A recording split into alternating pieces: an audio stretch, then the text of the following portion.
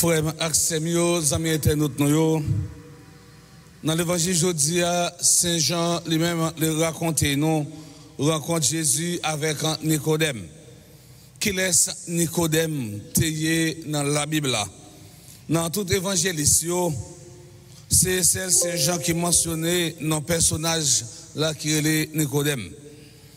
Tout ce que nous avons de Nicodème dans la Bible provient de l'évangile de Saint Jean. Le nom de Nicodème, de la langue grecque, de Nikéine signifie vaincre et Démos signifie peuple. Le nom de Nicodème est mentionné à des moments de révélation du mystère du Christ. À 3 reprises, il rejoint le nom Nicodème, direct ou indirect, avec Jésus.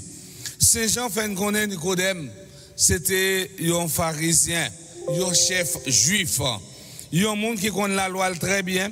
Et c'est pharisien ça qui devine côté Jésus la nuit pour le dire, maître, que dois-je faire pour avoir la vie éternelle? Qui ça pour me faire pour me gagner la vie qui ne peut jamais finir? Nicodème te fait une démarche la foi. Ça veut dire qu'il t'a cherché ça bon pour nous. Autrement dit, il t'a cherché l'essentiel pour la ville. Beaucoup pensent qu'il a procédé ainsi par peur ou par honte. Ça veut dire qui ça? Nicodème sorti la nuit là contre Jésus. Oh, Nicodème c'est un pharisien. Donc, pharisien était en face avec Jésus.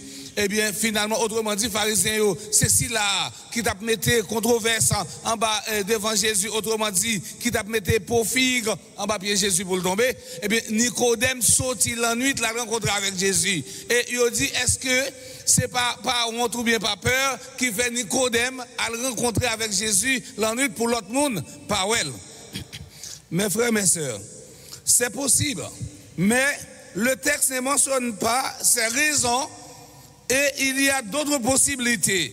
Saint Jean nous dit qu'il était membre du Sanhédrin, le directoire juif. Frères et sœurs bien-aimés, rappelons-nous qu'à l'époque de Jésus, chaque ville a gagné un Sanhédrin, un fonctionnaire qui était dans un tribunal, première instance. En tant que membre Sanhédrin, eh bien Nicodème a fait une intervention pour ne pas condamner Jésus sans pas attendre. Et tant qu'il prend la loi comme boussole, autrement dit, il était chita sous principe du droit. À ce moment-là, il était critiqué, il était rejeté par collègues, ça veut dire, collègues il était abandonné parce qu'il te prend en prise de parole.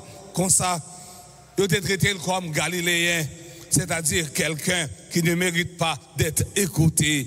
Enfin, Nicodème est mentionné pour la dernière fois après la crucifixion de Jésus, où il aide Joseph d'Arimathie à enterrer le corps de Jésus. Jean chapitre 19, verset 38. Nicodème a apporté un mélange d'environ 100 livres de myrrhe et d'aloès. Cette grande quantité de myrrhe et d'aloès indique qu'il était riche et qu'il avait un grand respect pour Jésus. La conversation entre Jésus et Nicodème portant sur les conditions d'entrer dans le royaume de Dieu. Et songez question me déposer dans le début, que dois-je faire? Qui ça pour me faire? Pour entrer dans le royaume ciel là, pour me gagner la vie qui ne peut jamais finir. C'était question, Nicodème te posé Jésus. Et bien, conversation entre Jésus et Nicodème, non? Il était porté sous condition qui vient pour l'entrer dans le royaume, bon Dieu. Jésus veut lui montrer la fragilité de la position superficielle du pharisien et la nécessité d'une vie nouvelle. Jésus a peut-être dit, Nicodème, pour que la vie qui ne peut jamais finir, il faut faire une autre fois.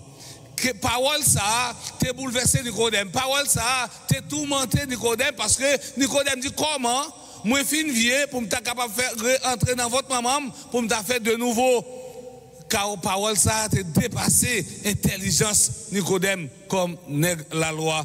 Et c'est un bagage qui est impossible, vrai. Pour faire de nouveau, pour entrer dans votre maman. Jésus, pour dire Nicodème, faites de nouveau, c'est accepter, baptiser, c'est accepter, plonger dans la mort et puis lever ensemble avec lui. Oui, nous sommes plongés avec le péché originel et nous émergeons renouvelés. C'est cela que Jésus appelle renaître. Jean chapitre 3, verset 3. C'est cela, naître de l'eau et de l'esprit, naître du souffle, du vent. Eau et esprit, mes frères, mes sœurs, voilà les symboles employés par Jésus. Les deux expriment l'action du Saint-Esprit qui purifie et qui donne la vie, qui nettoie et ranime, qui étranche la soif et respire, qui adoucit et parle. Eau et esprit sont une et même chose. En revanche, Jésus parle également de l'opposition de la chair et de l'esprit. Ce qui est né de la chair n'est que chair. Ce qui est né de l'esprit est esprit. Jean chapitre 3, verset 6. L'homme charnel naît quand il apparaît ici-bas. Mais l'homme spirituel meurt dans sa chair et naît au moment du baptême, ce qui veut dire renaître.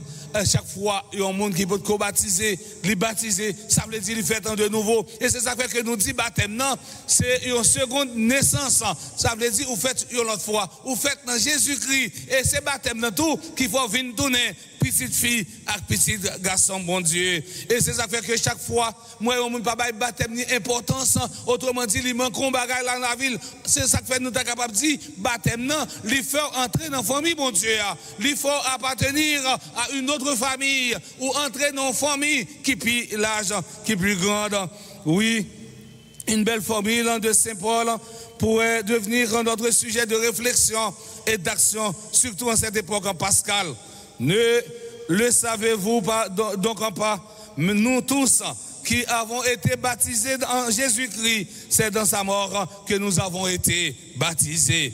Et Saint Paul dit dans lettre écrit l'église Moun Romeo, dans chapitre 6, verset 3 à 4, si par le baptême dans sa mort, nous avons été mis au tombeau avec lui, c'est pour que nous menions une vie nouvelle. Mais nous aussi, de même que le Christ est par toute la puissance du Père est ressuscité d'entre les morts.